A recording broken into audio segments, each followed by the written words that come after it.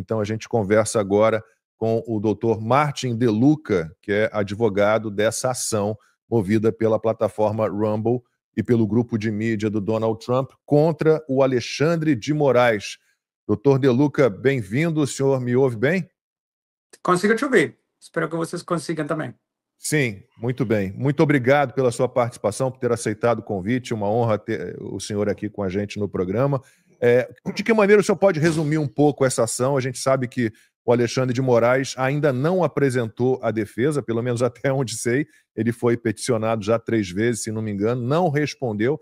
Ele que tem chamado todos os exilados, todos os jornalistas que tiveram que sair do Brasil de covardes, porque não quiseram enfrentar, segundo ele, a justiça brasileira, a justiça entre aspas, mas ele próprio parece fugir de dar uma resposta, de se defender aqui nos Estados Unidos. Mais uma vez, agradeço pela sua participação.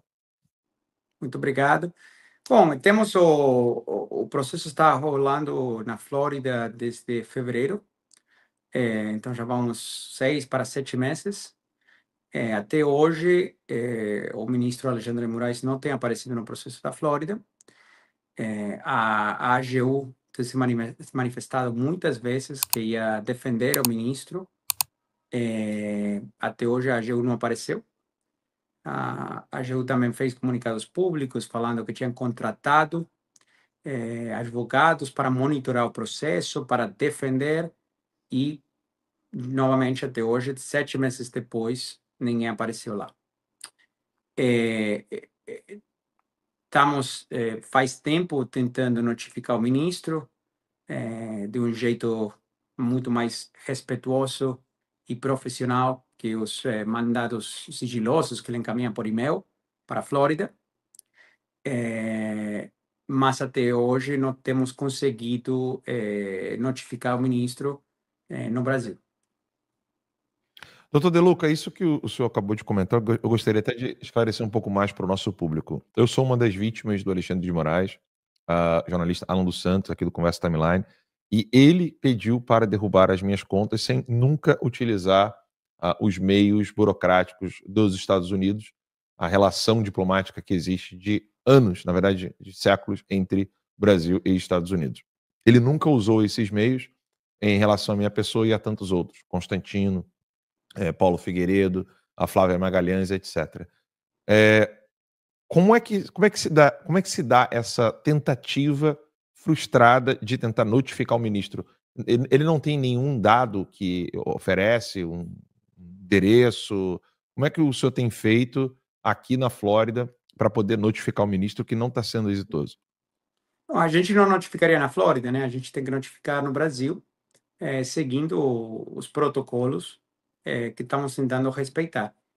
Agora, é verdade que ele atuou diferente com vocês? Acho, Alan, inclusive você foi a primeira vítima desses mandados. Sim. Aliás, a razão pela qual a Rumble está bloqueada no Brasil hoje. Mas também ter feito isso com o Rodrigo Constantino e outros.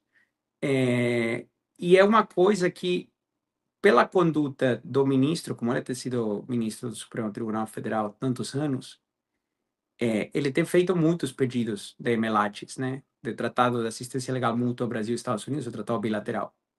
Então, quando você avalia o comportamento da pessoa, do ministro, e você vê que ele, inúmeras vezes, fez certinho e aí escolheu fazer diferente, você pode perceber que é a intenção dele não seguir a lei e não cumprir com o tratado. Senão ele teria feito errado todas as outras vezes também. Mas ele não fez errado, ele fez deliberadamente, escondido. Por que ele faria deliberadamente escondido? Uma boa pergunta que qualquer ser humano razoável teria. E a resposta a essa pergunta a gente não tem oficialmente.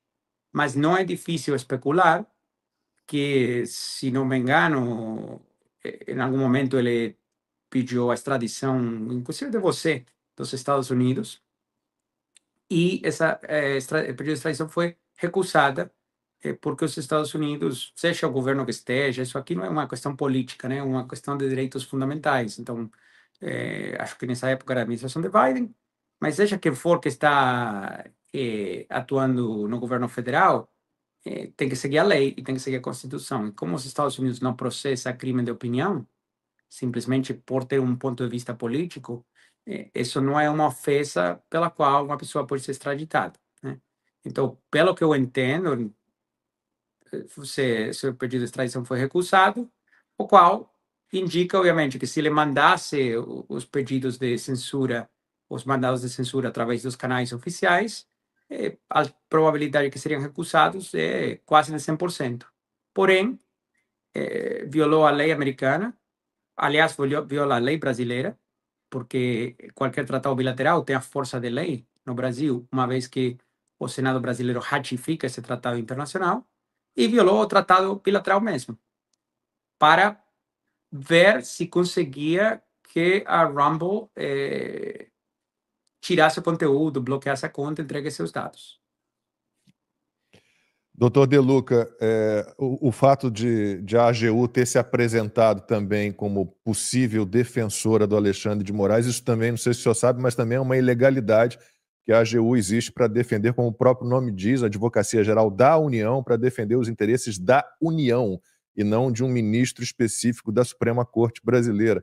E isso deixa muito claro que a gente tem essa aliança fechada entre STF e PT, com o STF comandando, né? Eu, pessoalmente, não tenho nenhum problema com o Alexandre de Moraes, ou ele não tem problema comigo, mas a AGU tem entrado com processos, inclusive contra mim, por injúria contra jornalistas, o que também é um absurdo. Funciona como um escritório particular de advocacia do Lula. Isso é um absurdo.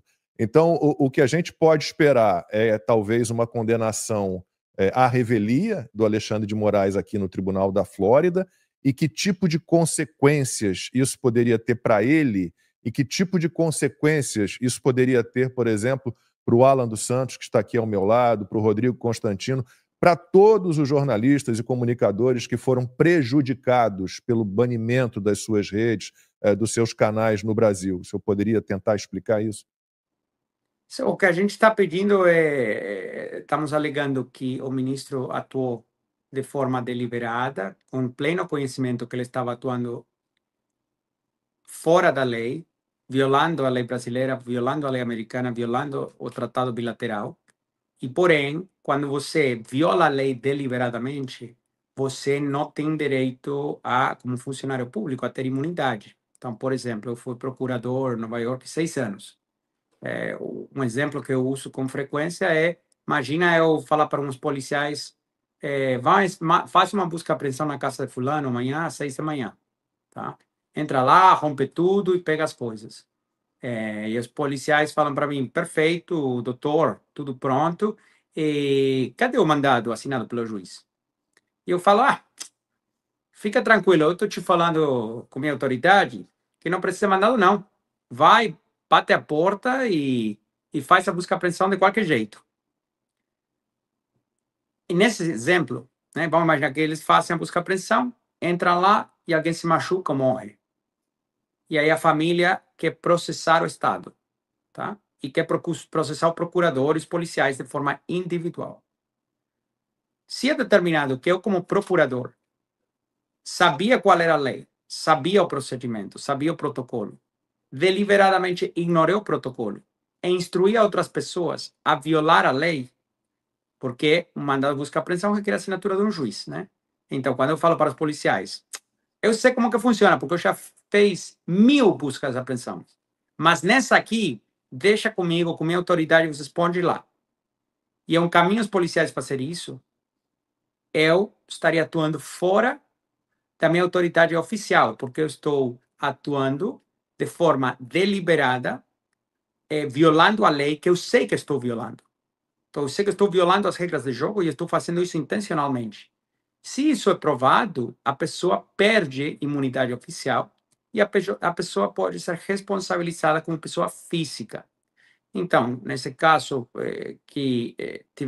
se tivermos uma notificação construtiva, o processo rolaria sem a presença do réu, porque um processo civil, né? Um processo criminal nos Estados Unidos não pode, mas um processo civil pode.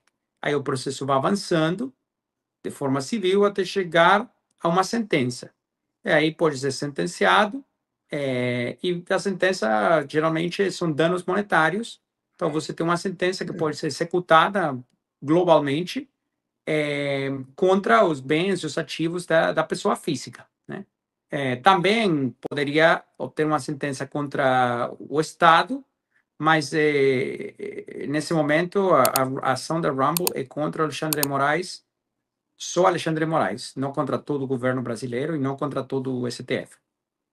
Mas então, inclusive bens do Alexandre de Moraes que porventura ele tenha no Brasil podem ser de alguma forma confiscados para pagar uma indenização à Rumble e ao grupo de mídia do Trump. Claro, assim como, imagina, se você é uma pessoa física americana e você é processado no Brasil, e você vai pelo processo executado normalmente, tudo é, assim, padrão, aqui não tem nada especial como está sendo tratado o caso do Alexandre de Moraes, está sendo tratado como um caso padrão, não tem nenhuma anomalia processal, né? E aí o processo conclui, tem um julgamento e você pode depois homologar essa sentença brasileira nos Estados Unidos e executar contra bens nos Estados Unidos. Aqui é a mesma coisa, no reverso.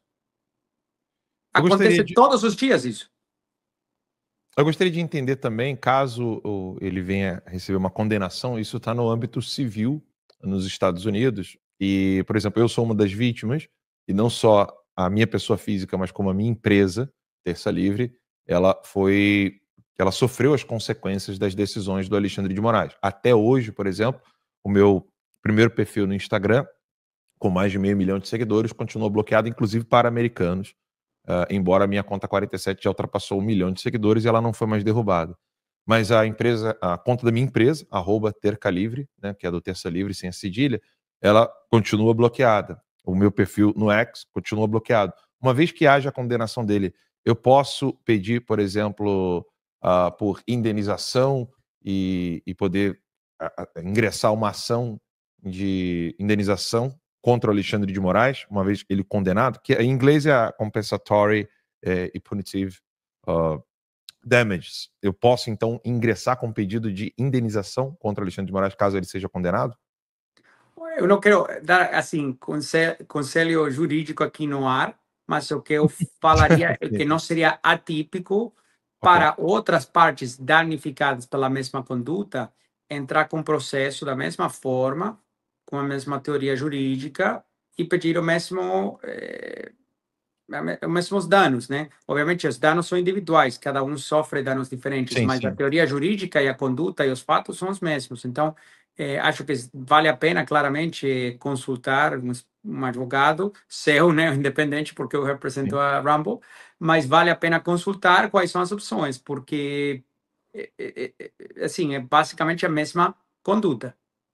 Porque a minha dúvida, na verdade, ela gira em torno do seguinte, porque uma vez ele condenado civilmente nessa ação, todas as ordens dele, as anteriores e as futuras, elas ficam anuladas em território americano, mesmo que ele passasse a cumprir com o EMILAT ou entrasse em contato com a Secretaria de Estado dos Estados Unidos.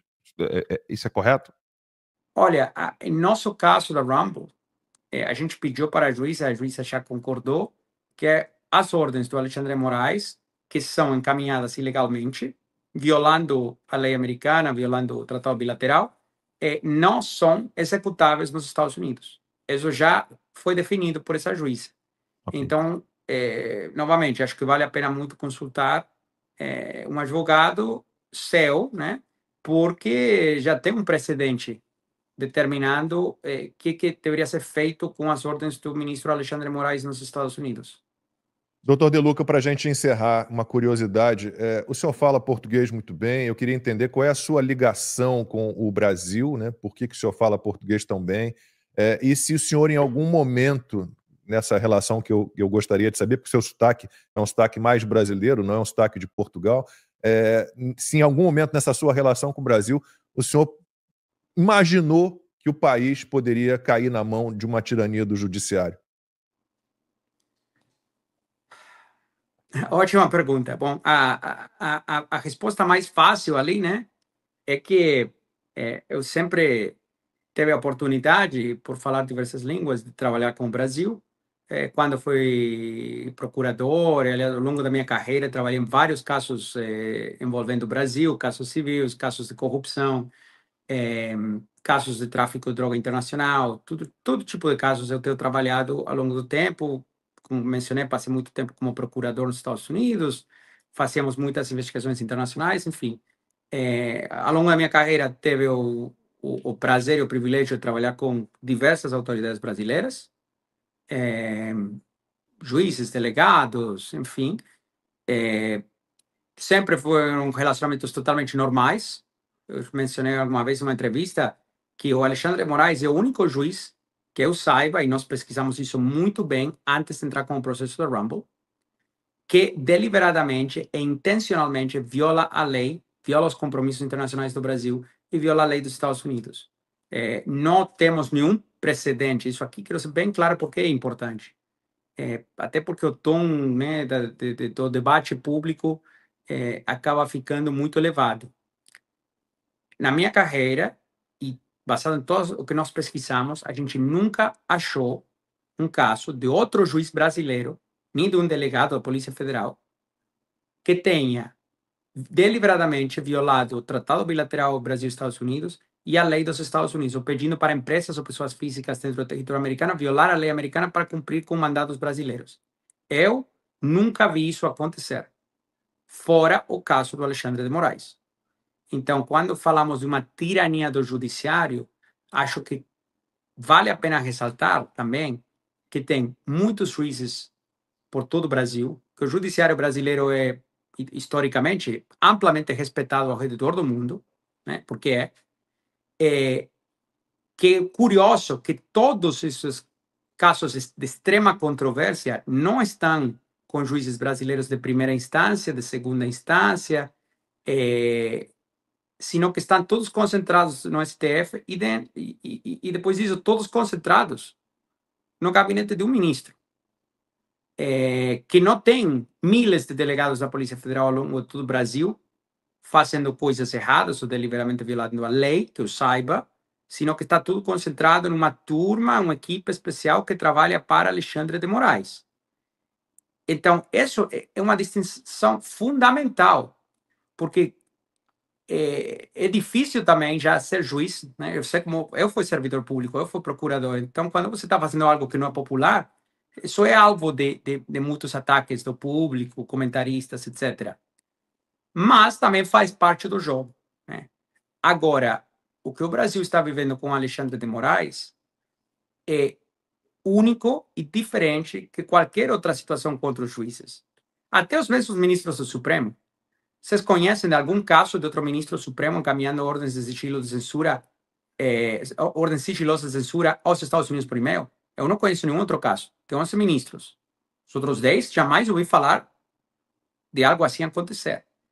Então, o que isso está levando também é atrapalhando a imagem não só do Brasil como país, não só do judiciário brasileiro, que tem anos de excelência. Assim, todo judiciário vai ter coisa errada, sempre vai ter coisa para reclamar. Isso faz parte do nosso debate do dia a dia. Esse ministro é ruim, porque isso, porque aquilo, fez isso errado, aquilo errado. Agora, Alexandre de Moraes está numa liga única, né? Ele é uma pessoa especial sozinho. Até os ministros do Supremo que concordam com ele, eles mesmos não têm se engajado sistematicamente e deliberadamente todos os dias na mesma conduta que o Alexandre de Moraes, né? Então, é importantíssimo distinguir isso. Por quê? Porque o dano que está causando o país é potencialmente irreversível. Por exemplo, o Alan dos Santos tem um pedido de extradição recusado pelos Estados Unidos, né? Ok. Quantas vezes os Estados Unidos recusam pedido de extradição do Brasil? Muito raro. Porque as instituições brasileiras têm um renome internacional, tendem a ser, né? Estamos falando de um funcionamento normal, razoáveis. Isso não acontecia. Temos Itália recusando pedidos de extradição do Alexandre de Moraes, temos Espanha recusando pedidos de extradição do Alexandre de Moraes, temos a Interpol recusando notificação vermelha porque vem do Alexandre de Moraes, porque a comunidade internacional está começando a se educar sobre os abusos massivos e, sim, violando os direitos humanos desse ministro. E esses abusos e as ações contínuas e sistemáticas desse ministro estão ensujando o bom nome do judiciário brasileiro e de todos os outros juízes que estão fazendo o trabalho deles dia a dia faz 10 anos, 20 anos, que já é difícil. Imagina esses outros juízes começando a ter pedidos de extradição deles recusados, mandados recusados, por causa do dano à imagem do país e do judiciário que está causando Alexandre de Moraes. Então, é muito sério. E se você é um governante responsável que pensa meio a longo prazo pelo bem do seu próprio país, vale a pena entender o dano que é muito difícil de revertir. E a troca de quê? Da trama golpista? Da palhaçada de fake news? Sabe? Tá jogando no lixo décadas e décadas de esforços de funcionários públicos fazendo as coisas bem para proteger uma pessoa que, francamente, como falamos, né, sobre o processo nos Estados Unidos, na Flórida, é indefensível, não tem defesa para o que ele está fazendo. Se você tem que estar num fórum neutral, como seria o da Flórida, aparecer e tentar defender as ações do ministro Alexandre de Moraes, que Deus abençoe aquele menino da AGU, né? Porque é indefensível. Só pode defender isso na mídia, na reunião do PT, enfim, na mídia brasileira, mas não tem isso internacionalmente como defender. Ninguém concordaria. Então, quero fazer essa distinção porque acho que vale muito a pena e não é produtivo jogar todo mundo na mesma sacola. Alexandre tem uma sacola especial para ele. Doutor Martin De Luca, muitíssimo obrigado pela entrevista aqui ao Conversa Timeline. Até uma próxima. Boa semana para o senhor. Muito obrigado por me receber. Foi um prazer estar aqui com vocês.